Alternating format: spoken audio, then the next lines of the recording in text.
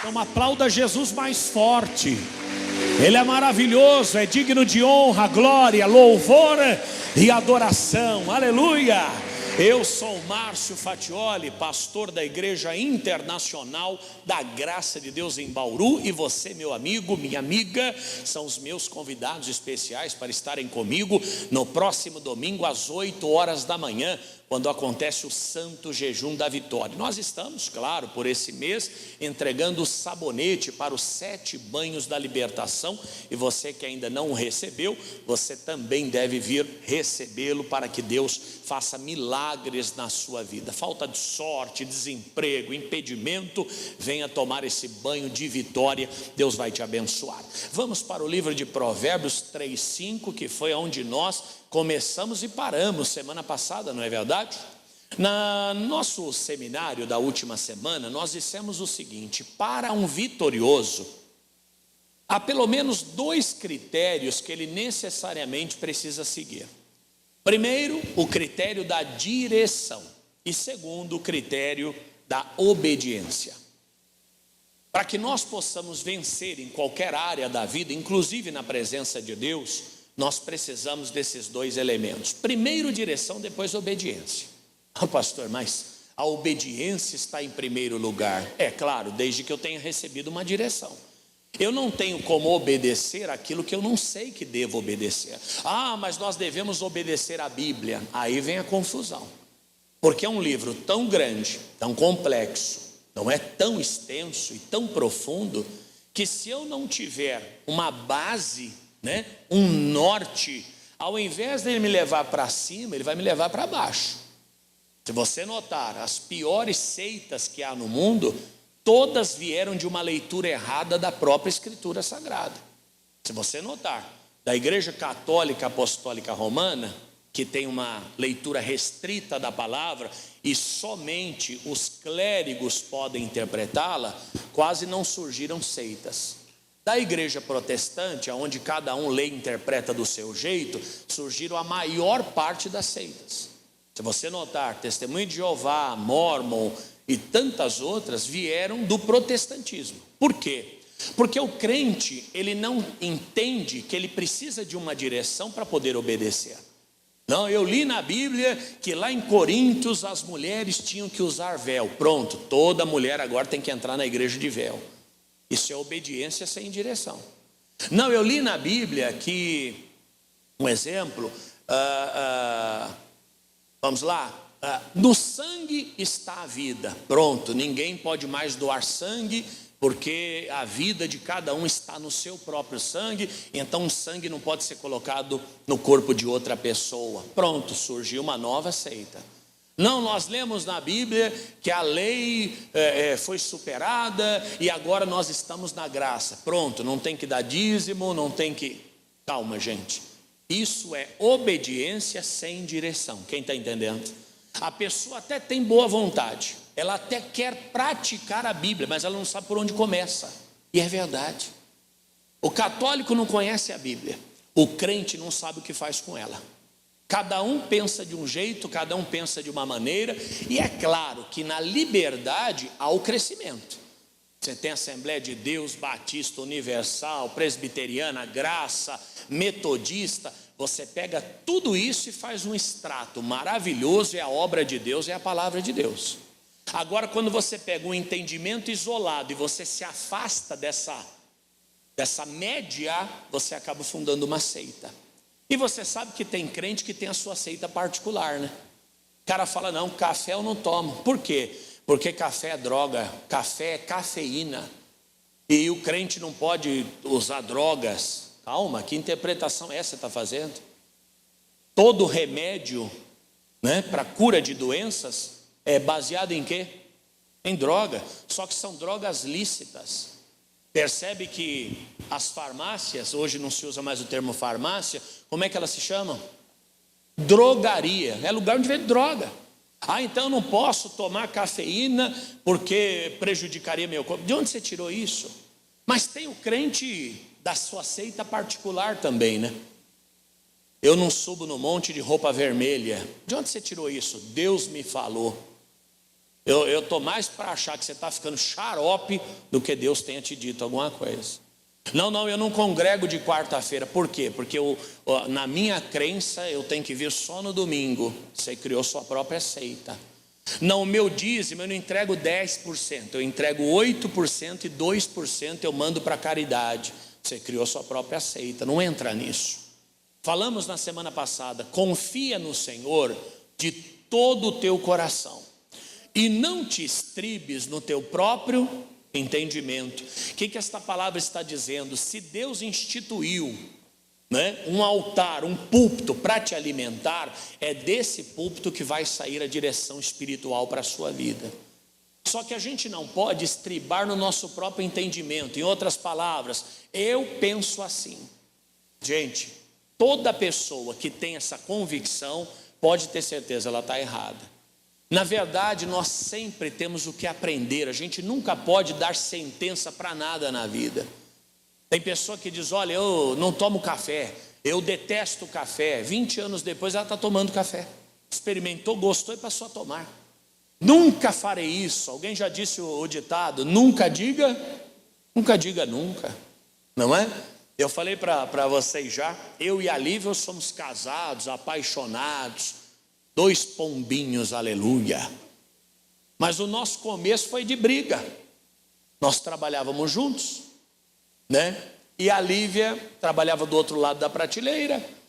Ela era repositora de mercadorias e eu era separador, inclusive numa drogaria. E eu pegava a mercadoria, colocava na caixa e ela repunha lá atrás. Só que ela demorava para repor. E as filiais iam atrasando, porque você tinha hora para fazer cada filial. Eram 72 ou 75 que a gente fazia todo dia. Então vinha uma lista de medicamentos e eu tinha que colocar tudo dentro de uma caixa e liberar. Já vinha a próxima, começava com Arujá, depois ia para Barueri, Arujá, depois vinha Bauru, depois vinha Barueri, e era por ordem alfabética, e a Lívia demorava para repor. Esse jeitinho dela, calmo, tranquilo e sossegado, né? E eu dizia, moça, cadê o produto? E eram prateleiras de ferro, eu batia, pá. Dizia que está me atrasando o serviço. Por quê? Se eu, por exemplo, faltava um AS, e eu deixava o AS faltando da filial de Arujá, daqui a pouco eu vou lá e coloco. Começava a fazer Bauru, eu esquecia. E ia a caixa para Arujá faltando o AS. Eu era divertido. Eu podia até ser suspenso e até mandado embora. Então eu era agoniado. E eu ficava, Lívia, aí um dia o encarregado me chamou. Falou, Fátio, olha, é o seguinte, eu não quero você gritando com ela não. Ela não é sua empregada, você não manda nela, você não é nada aqui. Naquele tempo era assim, né? Fica na sua, senão ela vai assumir o teu lugar e você é que vai para a rua. A Lívia bonita, né? E todo encarregado protegia as mulheres bonitas, né? Aqui para ele, ó. Ele nunca viu graça em mim, graças a Deus, né? O Gilson, até hoje eu sou amigo dele no Facebook, muitos anos atrás. Aí, como eu não podia mais reclamar, o que eu comecei a fazer? Eu comecei a ironizar. Aí eu dizia, paixão, tá faltando aqui, meu bem, querida, o amor da minha vida. Como eu não podia bater mais na prateleira, aí um dia ela foi repor o produto que estava faltando, e eu só olhando assim, porque dava para ver. Aí ela foi, pôs a caixa, tirou a caixa, olhou, deu um sorrisinho, colocou de novo. Pronto, 30 anos, 2 filhos, estamos aqui hoje. O começo não foi assim. Eu poderia ter olhado para essa moça e dito, eu nunca vou casar com essa moça, que ela me tira do sério. Irmãos, estamos hoje aqui. Quanta coisa na vida a gente achou que nunca faria. Quantos lugares a gente achou que nunca iria. Lá eu nunca vou morar, aqui eu nunca vou trabalhar, crente eu nunca vou ser. Quem é que usou esse jargão? Está pagando a língua, né? Bem feito. Eu dizia isso também. Eu dizia, eu posso ser macumbeiro, eu posso ser qualquer, mas crente nunca vou ser. Estou eu aqui, além de crente, pastor. Você vê que o castigo foi grande mesmo. Por isso que a gente não pode nos estribarmos no nosso próprio entendimento, que o nosso entendimento é vago. Agora Deus, quando Ele te dá uma direção, é nessa direção que você tem que ir, em qualquer aspecto. E Ele diz no versículo 6, olha lá: reconhece-o em todos os teus caminhos e Ele endireitará as tuas veredas. Em outras palavras, admita que você não sabe nada, que Deus sabe tudo, escreve um rascunho do que você deseja e Deus vai passar a limpo a sua história e fazer da tua história uma história maravilhosa. Quem recebe, diga: eu recebo. Direção é o primeiro passo para o vitorioso, mas a direção vem de quem? Do Senhor, da palavra, dos ensinamentos, da experiência que você tem com o Pai, e você dará o primeiro passo rumo à sua grande vitória. Só que eu preciso da direção e preciso do quê? Da obediência. Não adianta saber o que é para ser feito se eu não faço o que é para ser feito. A coisa fica até pior. Já sabe que eu comprei uma passagem e lá tinham categorias de valores, né? Então você comprava a passagem, sei lá, básica, tinha a passagem mediana e a passagem super de avião. Uma custava, sei lá, 1.000, a outra 1.200, a outra 1.400. A de 1.000 dizia no contrato que não podia cancelar, porque a taxa era 100%. Só que tem um porém. No Código Civil diz o seguinte: se você cancela uma passagem, há tempo do prestador de serviço revendê-la a outra pessoa, o estorno do valor é devido. É lei. Vale o que? A lei ou o contrato? Vale a lei. Claro, vocês estão inteligentes mesmo, hein? Estão entendidos no assunto. O que vale é a lei. Pediu ressarcimento, não quiseram dar, entrei com uma ação. Sabe o que o juiz fez? Julgou improcedente. Falou: não, o senhor como um advogado deveria ter lido o contrato. O senhor sabe muito bem que a tarifa básica não dá direito a ressarcimento. É claro que o juiz deixou de cumprir a lei e ele deu a sua opinião o quê? Pessoal. Porque eu cancelei com 6 meses de antecedência. Dá para vender para outra pessoa? Claro que dá. Mas você vê qual foi o argumento que o juiz usou para não conceder o meu pedido? A minha condição de conhecedor da lei. Amigo, se você não sabe o que faz, o castigo é um. O que é para fazer, o castigo é um. Se você sabe o que é para fazer e não faz, o castigo é dobrado. Somos nós. A quem mais é dado, mais é o quê? Mais é cobrado.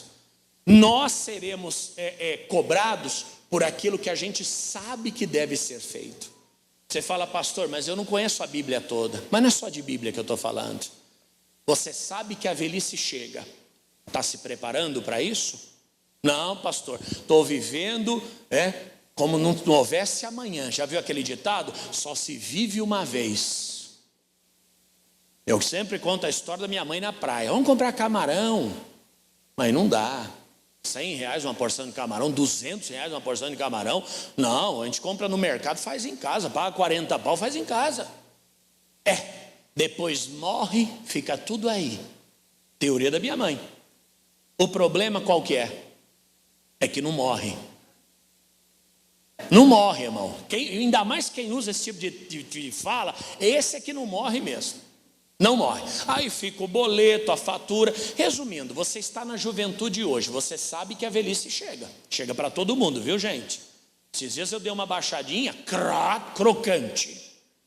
Estava crocante. Não estou novo, mas estou crocante. Irmãos, daqui a pouco eu completo 50. A gente já não tem mais a mesma disposição. A gente já não tem mais a mesma força. E você não está fazendo nada para a sua velhice. Ah, pastor, é só dinheiro? Não, bons relacionamentos, senão vai ficar velho e sozinho. Verdade. Não está cuidando da sua saúde, vai ficar velho e doente. Não está cuidando da sua vida espiritual, depois da velhice, irmão, o que vem? Vem o juízo, na ordem natural, se você for uma pessoa de sorte. Porque os de menos sorte não chegam nem na velhice, já vão antes, é verdade ou não? Resumindo, nós sabemos o que tem que fazer, só que nós não fazemos. É a mesma coisa no casamento, todo mundo sabe o que tem que fazer. Todo mundo aqui poderia dar um conselho para alguém na área conjugal? Quem aqui poderia dar um conselho para alguém na área conjugal? Levanta a mão. Você tem experiência sobre casamento? Tem ou não tem? Você vê teu filho e tua nora brigando, o que você fala para eles? É isso que você fala? Não ouvi ninguém falar nada? O que você fala para eles?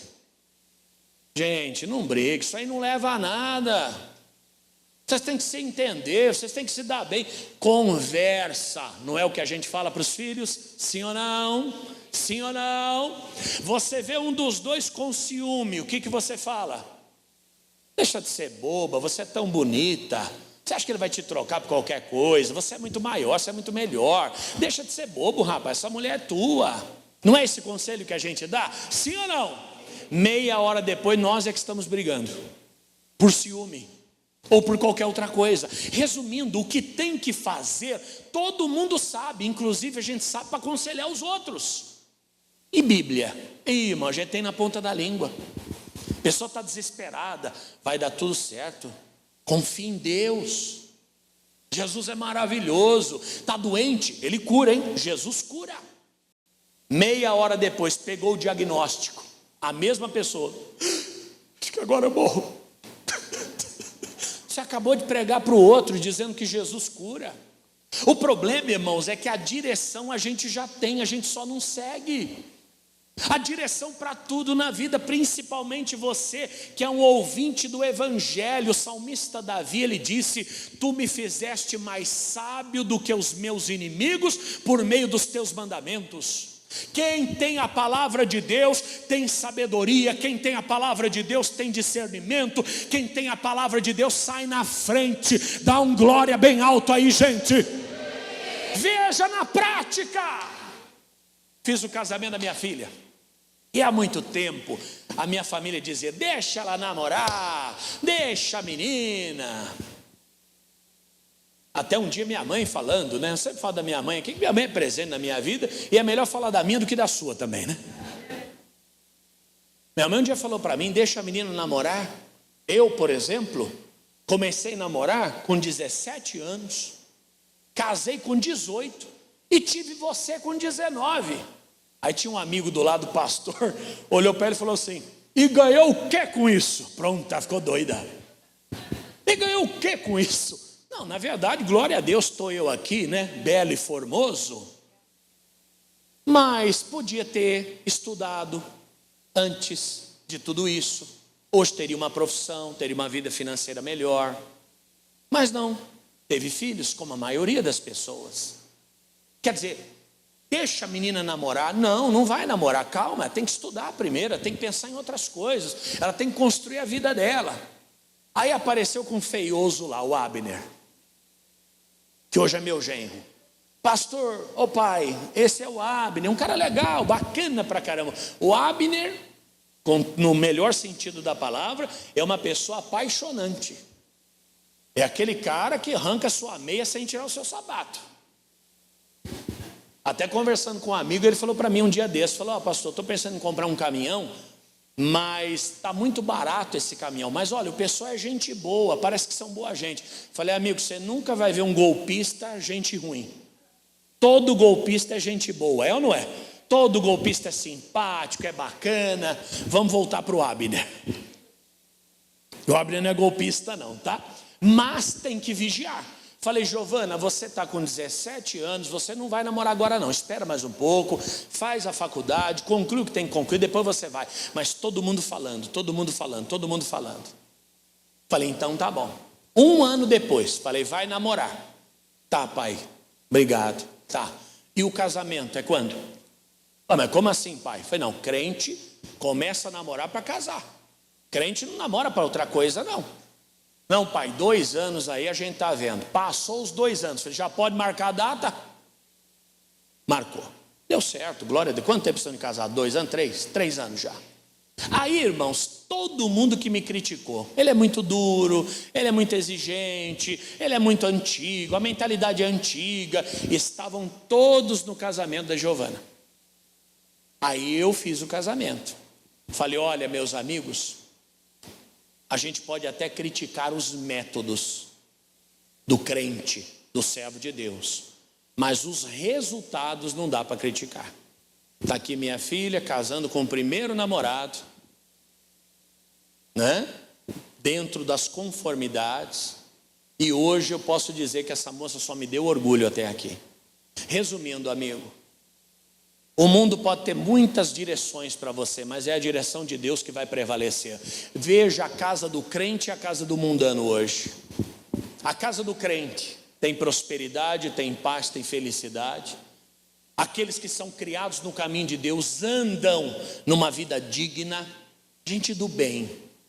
A casa dos mundanos, vê o que está acontecendo na família dessas pessoas.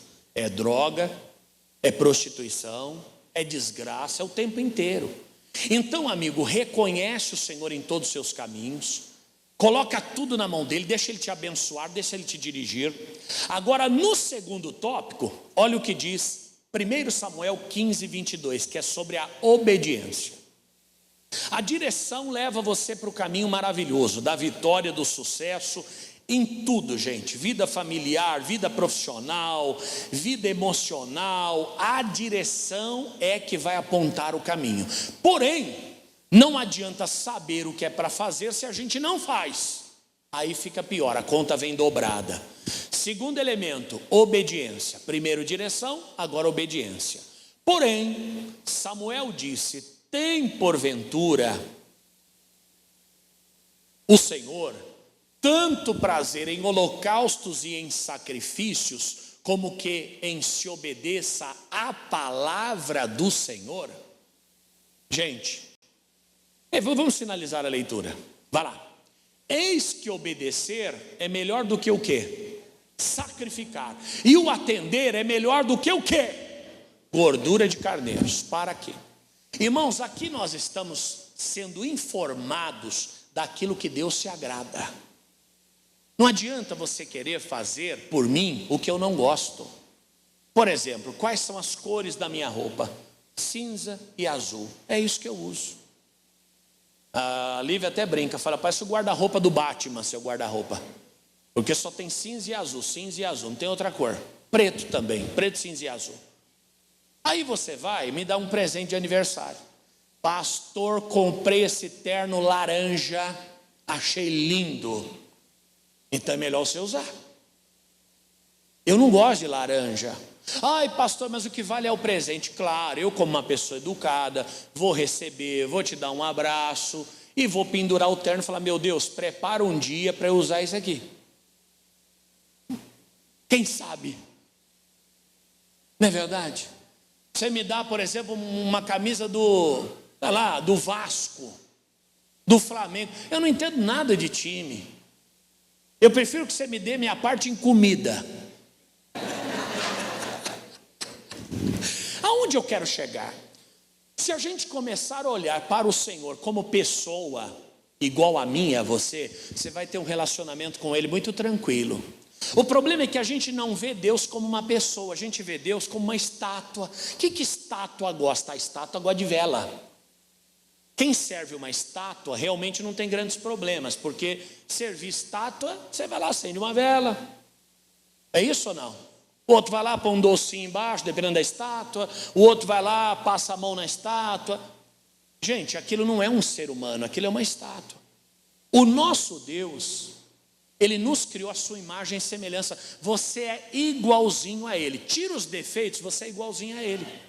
Se tirar os defeitos, só fica a qualidade. É verdade ou não? Se você tirar os seus defeitos, você e Deus são a mesma coisa. Aquilo que você gosta, Ele gosta também. Você gosta de ser bem tratado?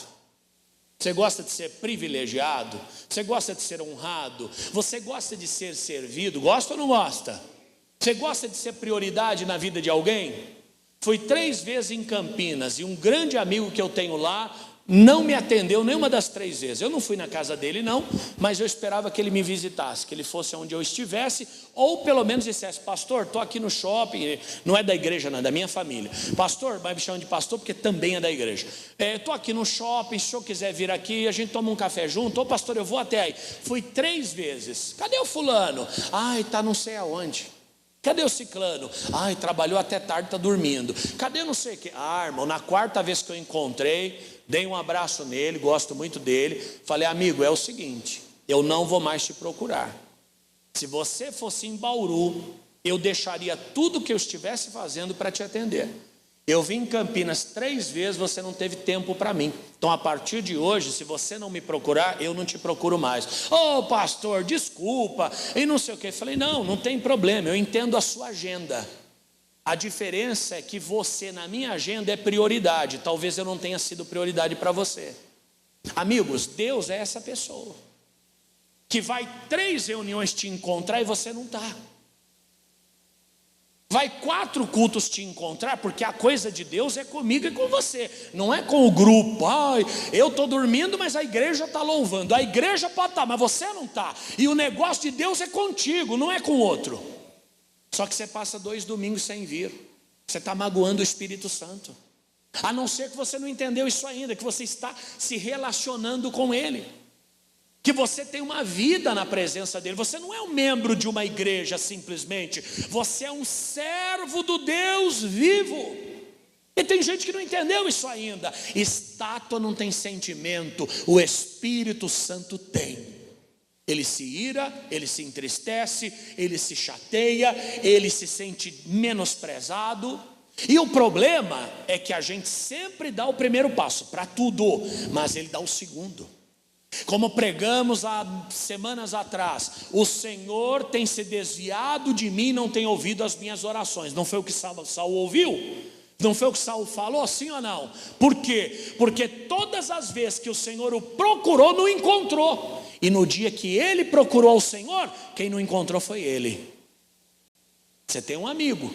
Amigo, eu estou aqui em Ribeirão Preto. Ô rapaz, que bom que você veio, mas eu não vou poder te encontrar. Você vai de novo em Ribeirão Preto 2 meses depois. Amigo, estou aqui. Ih rapaz, eu estou na cidade do lado, Sertãozinho, não vou poder ir. Ô rapaz, estou de novo aqui. Ih rapaz, eu tenho uma festa hoje à noite, eu estou me arrumando. Tá bom, na 4ª vez você vai chamar? Aí é você que não quer mais. Irmãos, obedecer é melhor do que sacrificar. O que eu estou expondo a você? É isso que Deus preza como algo que vale de verdade. A obediência não é outra coisa. Sabe aquele marido que chega de madrugada e chega com um buquê de flores na mão? Você vai querer aquelas flores? Vai falar para ele, come essas flores.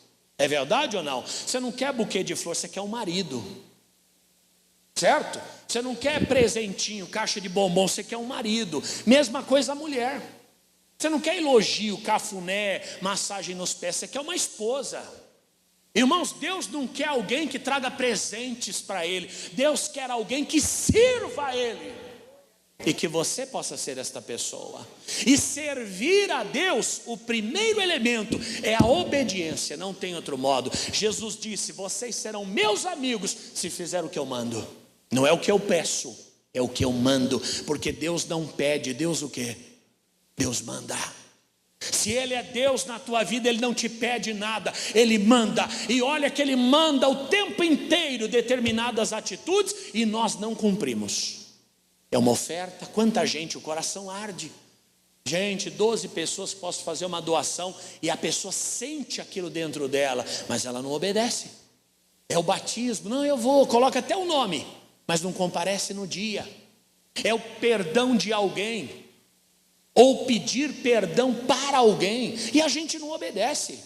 E a gente acha que levantar a mão, erguei as mãos. Pensei que essa vocês não iam saber. Eu falei, não, aí não. Gente, isso não substitui a obediência. Isso não substitui o compromisso. Agora é claro, ao crente obediente, ao cristão obediente, o louvor dele é agradável aos olhos do Senhor. A oferta que ele faz é bem recebida. A vida dele é acatada pelo Senhor com prazer. É como um filho obediente. A Giovana de novo, pai, vou fazer uma tatuagem. Fazer um lado o seu nome e outro lado da mãe. Falei para você, quer me agradar mesmo? Quero, então não faça nada. Não precisa pôr meu nome não. Ai pai, mas eu quero fazer. Então eu vou lhe dar uma surra se você fizer. Falou, nossa pai, não quero isso aí, para que isso? Ô pastor, e eu que tenho tatuagem? O problema é teu, seu pai não falou nada, sorte sua. Tenho nada contra, também não tenho nada a favor. Nós temos um pastor muito querido que tem uma tatuagem na mão. Ele fez quando era do mundo, virou pastor. Quando ele prega, a tatuagem está aqui. E é uma coisa que não dá para tirar, tem que pensar muito para fazer. Tem que pensar muito. Você é um juiz, imagina, tatuado até aqui em cima. Tem gente que tatuou o pescoço. Você coloca uma gravata, fecha, a tatuagem está aqui em cima. Você vai olhar o que para o juiz? Para o paletó, para a gravata, para o sapato? Não, a primeira coisa que você vai olhar é para o pescoço dele. Será que você vai levá-lo com a seriedade que deveria? Não sei. Você fala, eu não, pastor, eu sou descolado, o meu escritório é na praia, eu estou sempre na área. Aí, meu irmão, o problema é seu. Entendeu? O problema é seu, você é um surfista, você trabalha na feira, não muda nada para você, pelo contrário, a tatuagem vai te dar até mais respeito no seu ambiente. Agora você que pretende prestar um concurso para promotor de justiça, para ser um advogado, ser um juiz, a tatuagem já vai te atrapalhar. É ou não é? Outra coisa, pense na velhice. Porque você faz uma tatuagem, sei lá, aqui nas costas. Não, pastor, é só uma aranha. Irmão, com 30 anos, se vira uma caranguejeira, vai parar lá no calcanhar. Porque vai caindo tudo, vai despencando tudo. Eu não sou contra, e não tem nada na Bíblia que proíba a tatuagem, viu, gente? Não tem nada. Não devemos marcar os nossos corpos. Aquilo é outra coisa, aquilo é consagração a deuses. Como os índios que fazem marcas nos corpos de queimadura para proteção. Não é isso, não é o caso. A tatuagem da nossa cultura, ela é estética. Tem nada a ver com a proibição bíblica. Mas nem tudo que não é proibido é bacana. É ou não é? E outra coisa, mas pastor, dá para tirar. Quanto custa para tirar uma tatuagem, gente? É o preço de um carro. Dizem que é doloroso, é um processo tremendo. Então é uma coisa que a pessoa tem que estar muito certa no que vai fazer. A minha filha, eu fiz com que ela fizesse a faculdade de Direito. Para ela, como advogada, não dá certo a tatuagem, não vai funcionar. Não quer, não vai fazer, acabou. E eu criei para isso. Pai tem que ter autoridade sobre os filhos até o final da vida. Você está na cama, 118 anos, de fralda, e você vai falar, eu te enfio a mão na cara. Seu filho vai dizer, sim, senhor, papai. Então você criou seu filho direito. Não é força. É que nem cachorro, lá em casa eu não preciso fazer força para eles me obedecerem. É um grito, pimenta! Na hora eu já encurvo, ó. Filho tem que ser criado do mesmo modo. Agora é claro, na mesma hora, se eu fizer assim, vem filho, ele já vem todo. Porque ele sabe que eu não sou um carrasco. Só que eu sou, com a licença da palavra, o pai dele. Eu sou o pai de pet. Tem alguém aqui que é pai de pet? Você é pai de pet? Quando você dá ordem, o que o cachorrinho faz? Quando você fala com um ar otimista, o que ele faz? Aí você está criando certo. Agora, se o seu cachorro, você dá ordem, ele não obedece, ou quando você chama ele, ele foge de você, aí tem alguma coisa errada. Ou você é um carrasco, ou você não é autoridade. Pai é a mesma coisa. Você fala, eu tenho medo do meu pai, então a coisa não foi feita direito. Não, eu não devo nada para o meu pai. Aí é um outro erro também. Tem que ter o equilíbrio, quem está entendendo? No caso do Senhor, obedecer é melhor do que sacrificar. Gente, qualquer relação com Deus, ela tem que ser fundada na obediência. Não existe outra relação. Não existe. É como construir um prédio sobre areia. É construir uma vida com Deus sem a obediência. Esse prédio não para de pé. Porque tudo na palavra gira em torno de obediência. Gira em torno de ordem. Não mata, não rouba, não adultere. Vai para lá, vem para cá, não quero. Quero que faça, quero que não faça. Proíbo, autorizo, permito. Então essa relação ela é fundada na obediência, não tem outro jeito. Não, mas ele é meu pai. Claro que é. Mas ao pai o que nós devemos? Obediência. E sem direção e sem obediência, ninguém vive na presença do Senhor.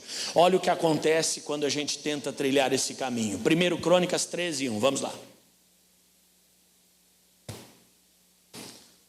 Entenderam bem a questão da tatuagem que eu falei? É proibido? É conveniente? Depende. Pastor, na minha atividade profissional não tem problema nenhum se eu tiver uma... Então, meu irmão, segue a vida, vai ser feliz. Pastor, se eu me arrepender, eu estou disposto a arcar com as consequências. Seja feliz, não muda nada para você. Agora não, pastor, eu estou fazendo aqui, mas eu sou envergonhado. Se mudar a moda, acabou minha vida, eu nem saio de casa. Então não faça. Porque tudo passa, viu, gente? Lembra do cabelo Black Power, né? Quem usou aí o cabelo Black Power no passado? Usou, irmão? É mesmo? Meu sogro usava também. Quem mais usava? Cabelão desse tamanho. Quem mais usava? Vocês não eram vivos nessa época não, gente? Né? Até o pastor Jaime tinha o cabelo Black Power. Depois caiu de moda. Aí qual foi a moda? Raspadinho, careca. Todo mundo usava cabelo careca. Agora está voltando o Black Power. Está todo mundo deixando o cabelo crescer de novo, enroladinho. Então tudo passa.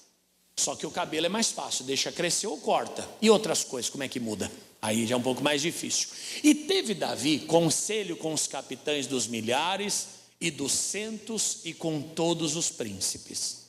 E disse Davi a toda a congregação de Israel: se bem vos parece, e se isso vem do Senhor, nosso Deus, enviemos depressa mensageiros a todos os irmãos, os nossos outros irmãos em todas as terras de Israel, e aos sacerdotes. Para quê?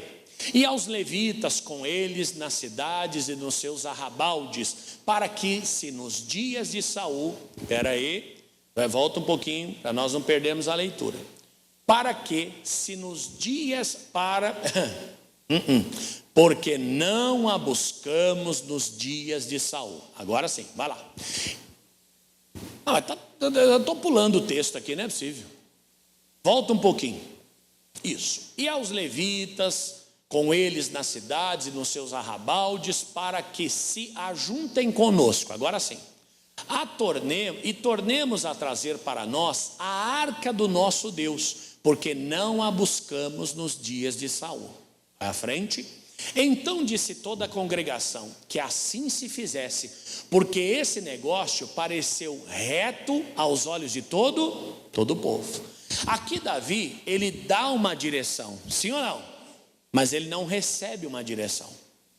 Amigos, na presença de Deus nós não dirigimos, nós o quê?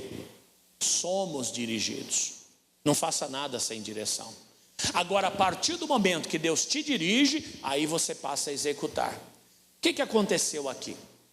Pregamos na quarta-feira. Eli tinha 2 filhos desobedientes à palavra, e o profeta Samuel foi informado de que Eli seria morto. Samuel era jovenzinho, morava no templo. Quando ele foi falar foi quarta-feira ou foi domingo? Foi quarta, né? Quando ele foi informar ao Eli que ele seria morto junto com seus filhos, sabe o que ele respondeu? Que o Senhor faça o que ele quiser. Falamos na quarta-feira, você não pode ser passivo diante da negativa. Por mais que você esteja errado, tem que buscar amenizar, tem que buscar mudar aquela história. Lembra do Ezequias? Põe em ordem a tua casa porque você vai morrer. O Ezequias morreu? Pelo menos naquele momento não. Falou: Senhor, lembra que eu sou sincero.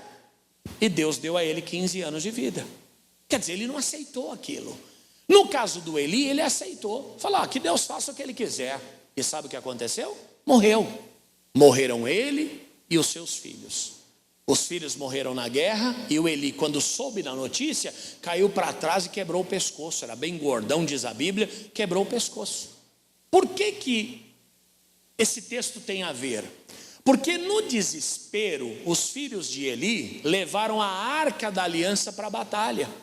Porque já que a arca era a presença de Deus e eles andavam na desobediência, eles acharam que a arca traria proteção para eles. Sabe o que aconteceu? Perderam a guerra, morreram, e os filisteus roubaram a arca do Senhor, levaram embora. Qual arca, pastor? Quem lembra do filme do Indiana Jones? Indiana Jones e a arca da aliança, a arca do tesouro. Era essa arca. Era um caixote revestido de ouro, e dentro tinha o maná, as tábuas dos mandamentos e a vara de Arão. Era maravilhoso, era a presença do Pai. Só que eles levaram, e aquilo se perdeu. Mas o Senhor entrou com providência. O Senhor mandou uma praga de hemorroidas sobre os filisteus. E, irmão, virou uma desgraça a vida deles. Sabe o que eles fizeram? pegaram a arca do Senhor, colocaram em cima de um carro de boi e mandaram de volta. Deram uma lapada no boi, pá! E o boi foi parar lá em Siló, aonde a arca foi recuperada. A arca chegou em Siló, eu estive lá nessa cidade. E lá em Siló ela permaneceu por muitos anos, numa tenda. O rei Saul foi consagrado rei, mas ele nunca se importou em pegar a arca e trazer de volta para Jerusalém, que era o seu lugar. Ele deixou a arca lá. Davi, muito ativo, muito cheio de vontade, boa vontade, o que ele fez? Ele teve a ideia, vamos trazer a arca para Jerusalém. E o que ele faz? Ele consulta todo mundo. Ele manda mensagem para os maiorais, ele manda mensagem para os sacerdotes, ele manda mensagem para os príncipes. E qual é a resposta que ele tem? Olha, excelente, se isso vem do Senhor, que se faça. Aqui está o problema. Ele consultou todo mundo, menos a quem? Menos a Deus. Como é que eu vou obedecer sem direção? Primeiro ele tinha que ter buscado o quê? A direção. A Deus, que era o maior interessado. Senhor, devo trazer a arca? O Senhor autoriza, é plano do Senhor. E aqui está o problema, no segundo versículo, lá no 2, olha lá no 2, e disse Davi a toda a congregação de Israel, se bem vos parece, e se vem isso do Senhor, perceberam o detalhe? Não tem uma condicional aqui, se vem do Senhor. Posso ser sincero? No si, não faça nada. Não faça nada. Já pensei em fazer tanta coisa na minha vida, meu irmão. Você nem imagina. Todo dia eu converso com a Lívia. Se a gente fizesse isso, se a gente fizesse aquilo, se fosse para cá, se fosse para lá, se a gente andasse assim, andasse assado, se a gente fosse... Mas qual a providência eu tomei? Nenhuma. Porque eu ainda não tenho a resposta de Deus. No dia que Ele me respondeu, eu tomo a providência. Amigo, se você quer ter sucesso, anda debaixo da direção. Sem direção você não sabe o que obedece. Deus, vendo a minha casa, porque se eu vender a minha casa, eu vou dar o dízimo. Primeiro, é da vontade de Deus que você venda? Porque obedecer é melhor do que sacrificar. O Senhor não quer o seu dízimo, o que o Senhor quer? Que você obedeça. Deus, se o Senhor me curar, eu vou na igreja todo dia. Gente, obedece primeiro, depois você pede. Não entra nisso. Deus, se o Senhor fizer tal coisa, eu vou passar a ser fiel. É ao contrário. Deus só vai te fazer qualquer coisa por você se primeiro você for fiel. A gente quer inverter as coisas. Davi disse, olha, se Deus for conosco, maravilhoso. Só que ele não se certificou disso. Ele só fez. Falou, vamos fazer. Qual o problema que tem trazer a arca de Siló para Jerusalém? Não tem problema nenhum. Só que a arca era do Senhor, não era dele. A sua vida é de quem? Desculpa a pergunta. Tem certeza? Sim ou não? Sua vida é de quem? Então você faz o que quer dela? Não. Uma vez que você consagrou, você vai precisar agora de direção. E uma vez que vem a direção, você tem que obedecer. O Davi não tinha direção. Como é que ele ia obedecer? Ele fez por conta própria. Só que desse modo, ele tinha a lei base de tudo. Porque é o seguinte, aprenda algo e se quiser anotar, anote. Antes de qualquer revelação pessoal e particular, você tem a Bíblia. Então, se Deus não falar nada no teu coração, o que vale é o que está escrito, viu, irmão? Não inventa moda, não. Não inventa moda. Ide pregai o evangelho a toda criatura. Ai, já sei. Já que Deus manda pregar, vou abrir uma igreja então. Porque a ordem não é pregar? Sim. Mas a Bíblia também diz, sujeitai-vos aos vossos pastores. Eu tenho pastor. Eu não posso fazer o que eu quero. Eu me submeti a essa ordem espiritual. Quem está entendendo? Às vezes a gente quer fazer o que vem no coração, mas a gente esquece da palavra. E às vezes não vem nada ao coração e a gente também não busca a palavra, faz por conta própria. Ah, eu quero casar. Com quem? Com o marido da vizinha. Não, a Bíblia já barrou de início. Ah, Jesus não falou nada do homossexualismo. Claro que não. Em Gênesis já diz, criou Deus macho e fêmea. Não precisa falar mais nada, já está escrito. Já é da essência do homem, quem está entendendo? Já é da natureza, não tem que remoer mais isso lá na frente. Não, pastor, mas ele se sente um coelho. Pode até ser um coelho, mas não vai deixar de ser macho, porque Deus só criou macho e fêmea. Ele se sente o Homem-Aranha. Pode até ser o Homem-Aranha, mas não vai deixar de ser macho, porque Deus criou macho e fêmea. E está aí a ciência para comprovar. Ou você é X nos seus cromossomos, ou você é XY, não tem outro. Tem outro. Ou você tem útero, ou tem próstata. É a palavra e a ciência. Isso é irrefutável. Não tem como negar. Agora o homem não tem direção, mas também ele não quer a Bíblia. Davi, ele tinha que ter consultado a palavra. Por quê? Olha o que ele diz. Se isso parece, né, se vem do Senhor vosso Deus, nós vamos fazer. Mas o se aqui condenou um homem à morte. Irmãos, o se pode tirar de você grandes vitórias. Eu vou montar esse negócio. Se Deus quiser, vai dar certo. Qual que é o recado que você tem? Então não monta não, porque o se já tirou toda a certeza. Eu vou embora. Se Deus quiser, eu vou prosperar. O se já tirou de você toda a convicção. Olha o que aconteceu lá no versículo 7, vamos lá. E levaram a arca de Deus sobre um carro novo, da casa de Abinadab, e Uzá e Aiô guiavam o carro. 2 obreiros ali, 2 servos de Davi. Davi e todo Israel se alegravam perante Deus com toda a sua força, em cânticos, com harpas e com alaúdes, e com tamboris, e com símbolos e com trombetas. E chegando à eira de Quidom, estendeu Uzá a mão para segurar a arca, porque os bois tropeçavam. Para quê? Tropeçavam mesmo, né? Presta atenção. Você percebe que ele não tinha direção nenhuma de Deus, e ainda assim ele se sentiu muito alegre. Diz a Bíblia que eles cantavam, que eles louvavam, eles adoravam, eles estavam fazendo aquilo com a maior felicidade do mundo. Cuidado. Pastor, estou sentindo uma alegria no meu coração. Não é só aí que você consegue medir a bênção de Deus. A bênção, ela é objetiva, ela está na palavra. Como um dia atendi uma mocinha aqui. Pastor, tudo bem? O senhor pode atender? Falei, irmã, de domingo fica apertado para mim. Posso falar contigo nessa? Não, tem que ser agora, tem que ser agora. Pois não, querida. Olha, eu e a minha família, nós estamos indo embora da igreja, tá? Falei, mas espera aí. Quem é seu pai?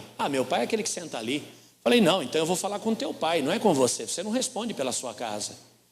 Mas meu pai já está no carro. Falei, então eu vou lá no carro. Cheguei lá e falei, irmão, tudo bem? Está acontecendo? Houve algum problema? Não, minha filha já não falou com o senhor, nós estamos indo embora. Falei, mas indo para onde? Não, nós estamos indo para um outro lugar. Falei, tá, mas o senhor nem falou comigo. Ele olhou para mim e falou, e precisa? Gente, você vai embora de uma empresa, você que tem dignidade, o que você faz?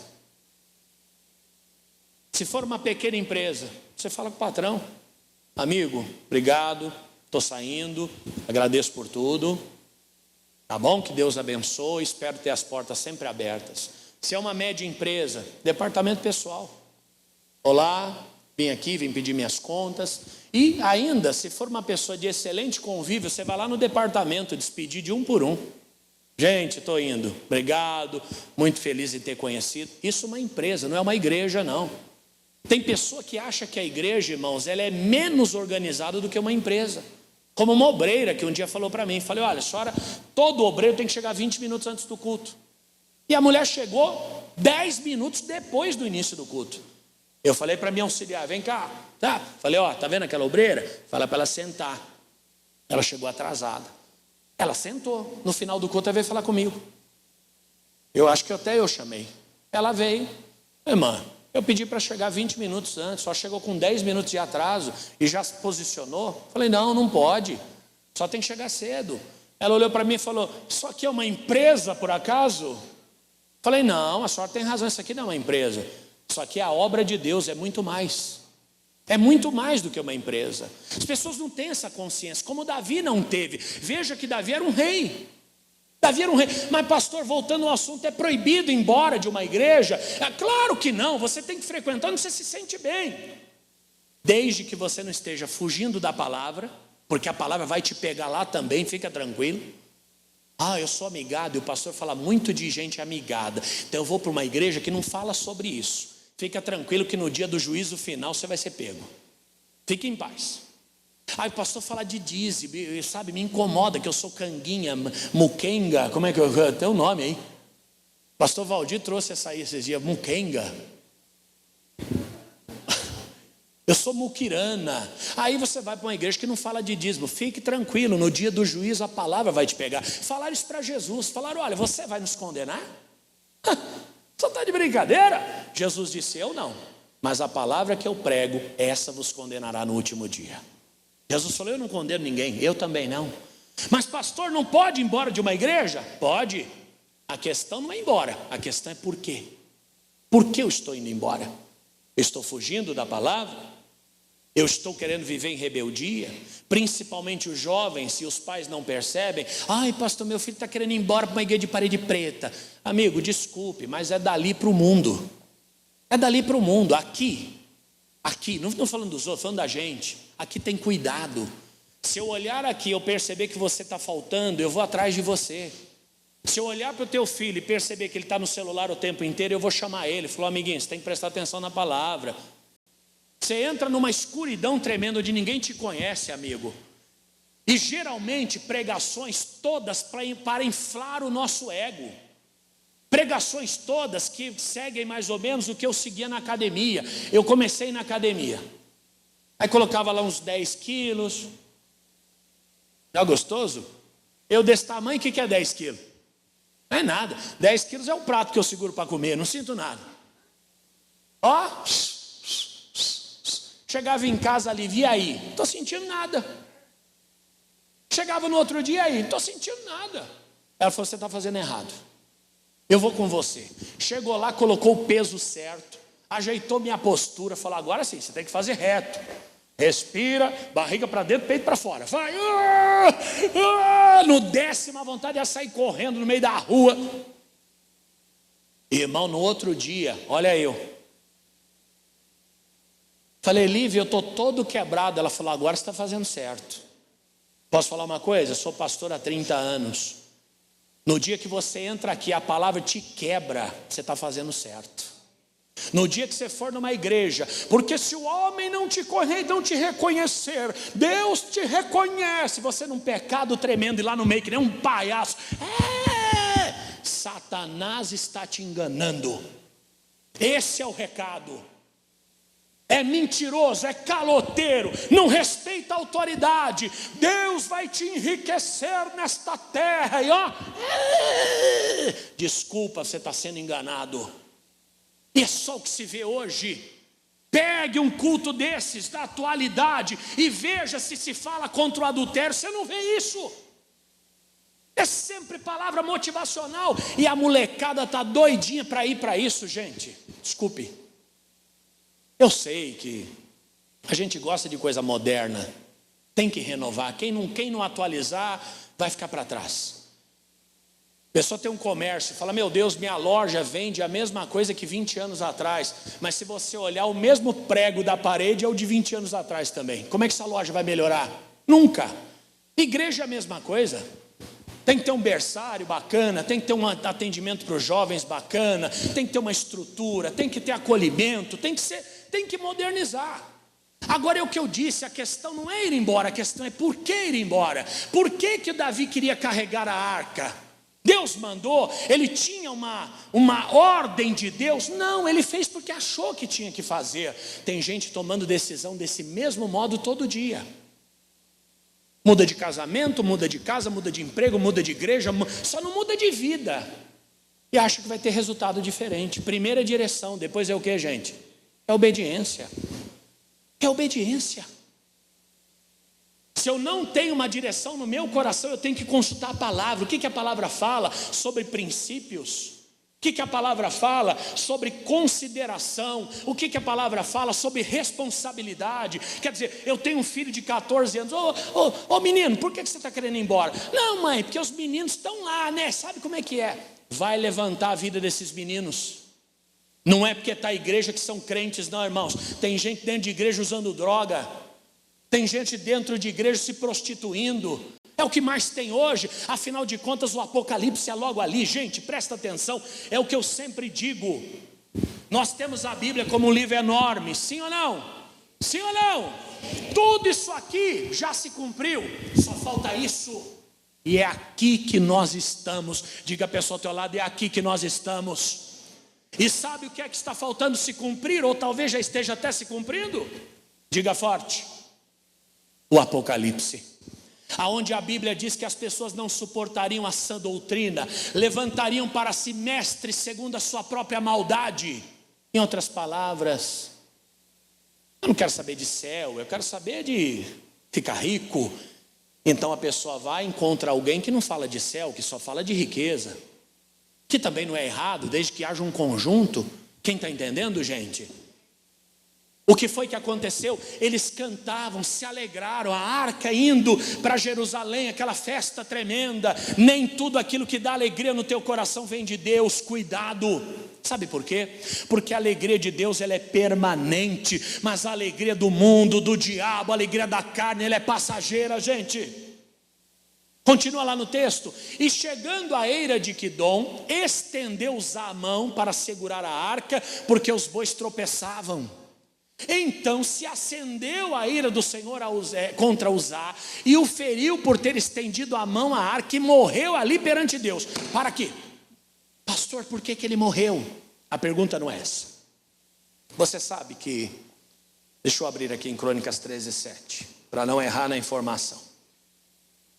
Você sabe que em Números 4:15, a Bíblia diz que só os levitas podiam carregar a arca, e tinham que carregar nos ombros, segurando pelas alças e apoiada no ombro.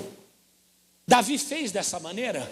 Não, ele colocou num carro de boi, que não era lei de Deus. Em outras palavras, ele estava fazendo tudo errado, e ele achava que estava fazendo o quê? O certo. Feliz da vida. Repetindo, pastor, posso falar com o senhor? Pô, querido, hoje não dá, hoje é um pouquinho. Não, pastor, tem que ser hoje. Pois não, nós estamos indo. Vamos ver até onde vai durar essa alegria. Não estou jogando praga em ninguém não, gente, mas eu conheço. Quem é pedreiro aqui? Quem é pedreiro? Cadê os pedreiros? Tem experiência? Quem tem 20 anos de pedreiro aí? 30 anos de pedreiro, levanta a mão. Você olha uma parede e você fala, isso aqui tem que derrubar e fazer de novo. Isso aqui não fica em pé não. Posso construir um terceiro andar? Você fala, não, essa estrutura não suporta. É assim ou não é? Você olha para a massa, essa massa tem pouco cimento. Tem que pôr mais cimento. É assim ou não é? Cadê os pedreiros? Cadê os mecânicos? Cadê mecânicos? Se meu carro quebrar, eu estou lascado. Tem um mecânico aqui na frente. Cadê o outro mecânico? Olha o mecânico ligando aí, ó, falando, não deu para ir hoje. Irmãos, o cara vai comprar um carro. Ele levanta capô, ele baixa, ele olha não sei o que, olha não sei o que. O mecânico, ele liga, senta e fica. Fala, ó, isso aqui está batendo. Ó, esse carro aqui tá com as... Está grilando. Esse carro aqui, ele está rajando. Esse carro aqui, ele está com uma válvula entupida. Pastor, você é mecânico? Não, já tive bastante carro velho. Todo dono de carro velho entende tudo de carro. Quer dizer, amigo, eu sou pastor, eu estou vendo o que está acontecendo. A pessoa não vai para um outro lugar porque ela quer mais de Deus, não, ela quer mais do mundo. Ela quer mais da carne, ela quer mais liberdade. E essa liberdade, ó, faz a pessoa o quê? Eu vejo, irmão, acompanho. Eu tenho amigos, o Facebook acho que já deve ter uns 15 anos, né? 15 anos não sei se é o Facebook, ou mais, né?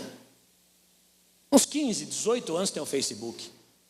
Quantos são meus amigos de quando eu fui pastor de São José dos Campos, da Ponte Rasa, de anos atrás.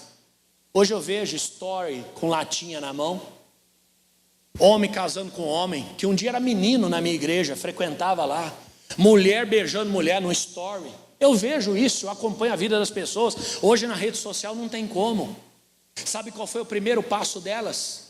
Saiu de uma igreja que prega o evangelho para viver um sonho que só estava no coração delas. Faça isso não. Pastor, o senhor está com medo de me perder? Não, eu tenho medo de me perder. Eu é que não posso negociar o evangelho, eu é que não posso deixar de pregar o que tem que ser pregado. E eu espero que Deus me dê pessoas como você até o último dia da minha vida, para que eu possa pregar a palavra sem medo, sem nenhum tipo de acatamento, e falar o que Deus manda. Sabe por quê? Aquela alegria de Davi existiu, mas foi passageira. A alegria desta igreja é permanente, vai até o dia da salvação da nossa alma. Diga graças a Deus. Aquele homem morreu, e para finalizar, olha o versículo 11. E Davi se encheu de tristeza de que o Senhor houvesse aberto brecha em Uzá. Ele foi ferido, pelo que o chamou aquele lugar até hoje Pérez Uzá. Presta atenção, do mesmo jeito que aquela alegria foi rápida, ela veio rápida, ela saiu também do mesmo modo do coração de todas aquelas pessoas, inclusive de Davi. É o adultério. Camarada se apaixona por outra que não a mulher dele, meu Deus, ele passa a sentir tudo que ele não sentia no casamento dele. Verdade, é carinhoso, não é assim? Faz tudo pela amante ou pelo amante o que não fazia para o cônjuge. Tudo elogia, tem cuidado, tem não sei o quê, mas aquilo vira um lamaçal logo em seguida, meu irmão. Tem jeito não.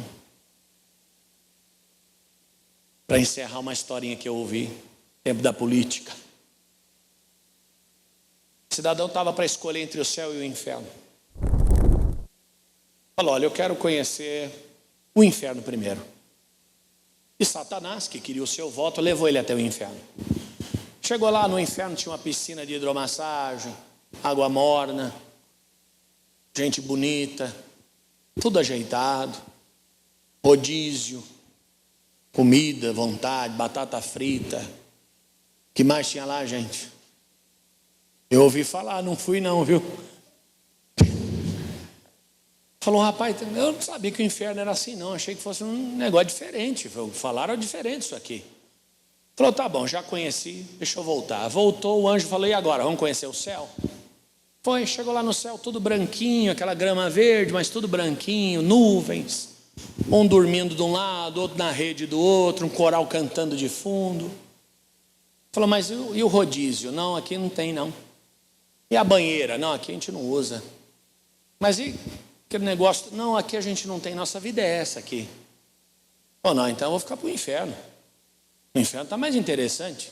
Eu vou querer saber de ficar aqui, grama e nuvem.